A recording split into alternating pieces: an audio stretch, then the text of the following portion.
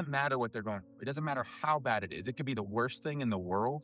If you're in a relationship and they don't have space for you, you're not in a relationship. You're a caretaker for someone who's going through something. Morning, guys. Corey here from AudHD Act 2. Today, I wanted to talk to you just kind of off the cuff about something. For those of you who are going through something with someone else, for those of you who are being misunderstood, not treated well, not given your share of the, grace in the relationship, for those of you who have been carrying the weight and are still being told repeatedly that you're not enough, you are. You are doing plenty. Your gut is right. Your instincts are right. You are doing enough. Somebody else deciding you're not doing enough doesn't mean anything. Somebody else they have no idea what you're going through. No matter how much empathy you give someone, people are who they are.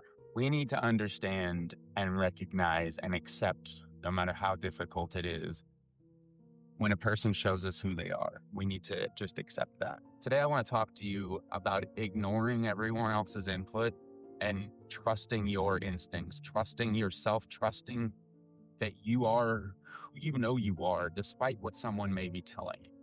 Not everyone has your best interest at heart, and it's hard to realize that, especially when it's people that are really close to you.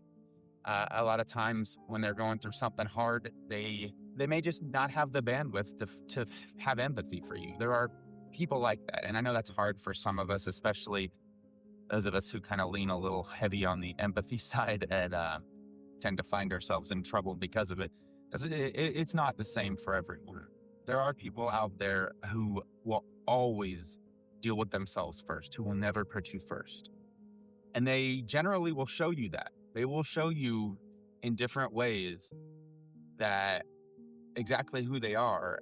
And the problem we have is oftentimes we have this vision of who they are, and we let that fog the true impression, the things that we see. We let it be put blinders on, rose-colored glasses, whatever, and people treat us poorly, and we justify it because we empathize with them. We justify it because we say, oh, they're dealing with a thing, or they're going through this.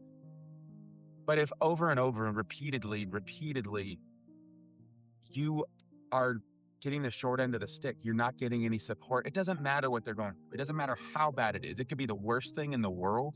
If you're in a relationship and they don't have space for you, you're not in a relationship. You're a caretaker for someone who's going through something. That's harsh, I know. But if you're going to be with someone in a relationship, you need to make space for their emotions, for them to have feelings, for them to go through things, and for you to support them. Because one person supporting the other person isn't a relationship. That's like parent-child type stuff. And it happens, those situations happen in a lot of relationships where there's little thing, take care of each other. That's not what I'm talking about. You're supposed to take care of each other, but you're not supposed to carry the other person without reciprocation. And if that's happening in your life, please assess it, recognize it, talk about it, do what you need to do. Go talk to your therapist, talk to whoever, talk to your partner, because that's not sustainable. No matter what, they're going to see it differently than you. Let's be clear. Every one of us lives in a different universe. We can sit here and pretend like it's not true. We can act like we're all kind of experiencing the same thing, but that's only true to a certain point. Yeah, maybe half of our lives are overlapping similar stuff, and like we all have to eat and drink and breathe and all of the little things. But in reality, from there, it's like rolling dice. Like every decision is different, and it depends on what somebody went through as a child and what they're going through now and who they want to be and what their mindset is like. Do they have a growth mindset, or are they a fixed mindset that this is just who they are? All of those things are going to impact the way people treat you. And all of those things are going to impact the way a person's personality is. And you have to accept, you need to recognize that people will show you who they are, and you need to believe them. They're not who you wish they were. They're never going to be who you wish they were. You hear all the time, oh, you can't change a person. There's some things, obviously, there's compromise and there's things you work through and you help each other be better people. That's the goal of a relationship.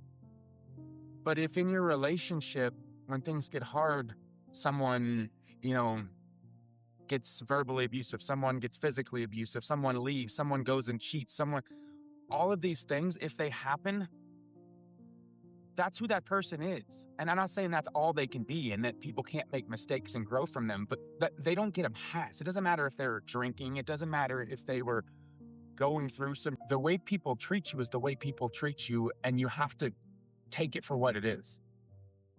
It's not the whole story. Obviously, people have rough days and people have great days, but you can't just remember the great days and be like, that's who this person is. They're also what they did on their rough days. And there will be many, many, many rough days ahead. So when they treat you a certain way, when someone disregards what you need, when someone disrespects you because of who you are, when someone decides that no matter what you do and no matter what you're going through, what they do and what they're going through is more important than you, that's likely not going to change. And I'm sorry if that is hard to hear for some of you. It's hard. It's been hard to accept for me, but it's the truth. People are who they are, and having a, autism or ADHD or what any other challenges you may be going through isn't going to change who they are. That's not how it works. They're not a different person because you're struggling. They may step up. And that's something you need to recognize and be grateful for, because not everybody steps up when you need them to. So I'm kind of ranting at this point, but I wanted to just make sure that you guys hear today. For those of you who need to hear it today, I need to say it today, but for those of you who need to hear it today, you are not the way people treat you. That is a reflection of them. Now, to an extent, and in my case, for sure, you are an extension of the way you allow people to treat you. That does eventually start to define who you are. And I have been failing for many, many years in setting boundaries, in setting expectations, in setting requirements, to the point where I haven't had someone there for me in a very long time. And it did at times make me angry and bitter. But in reality,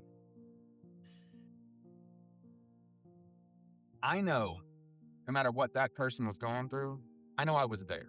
And I know they're going to tell themselves whatever they have to, because when people make decisions and relationships and people go different ways, we tend to tell ourselves what we need to tell ourselves to live with ourselves. I am, especially in the last couple of years, and I'll go into this in another video, but I had a neck surgery. I had to have some titanium put into my neck, and it totally demolished all of my adaptations. It felt like my nervous system went from like a 1 to a 10 on everything. Literally, I mean, all of the things that I used to do for baseline that I didn't even realize I'd been doing because it's been so long.